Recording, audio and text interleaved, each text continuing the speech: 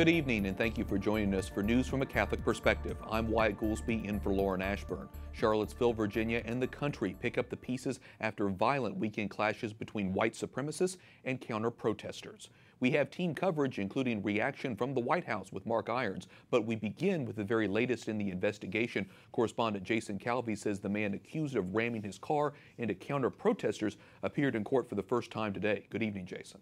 Good evening, Wyatt. The suspect is behind bars tonight, charged with murder. A judge denied the man's bail during his initial court hearing today. Scarred Americans mourn the dead and many injured. And I must warn you, the video I'm about to show is quite graphic.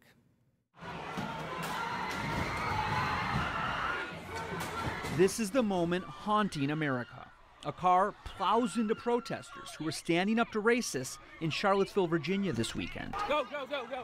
Police blame a 22-year-old man from Ohio, James Alex Fields Jr., with killing Heather Heyer and injuring at least 19 others. Today, Heyer's friends say she was there to reject hate. And she was very strong in what she felt, and she spoke with conviction, and she would never back down from what she believed in.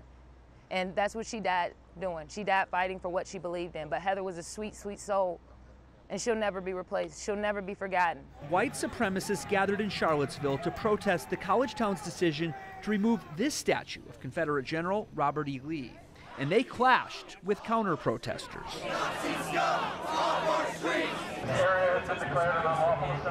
Two Virginia state troopers monitoring the protests are also dead after their helicopter crashed in the woods Saturday.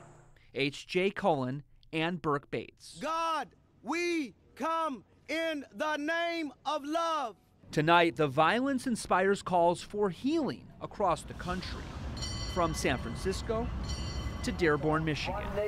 Their message: this country is no place for hate. All in Charlottesville, I'm gonna let it shine, let it shine, let it shine, let it shine.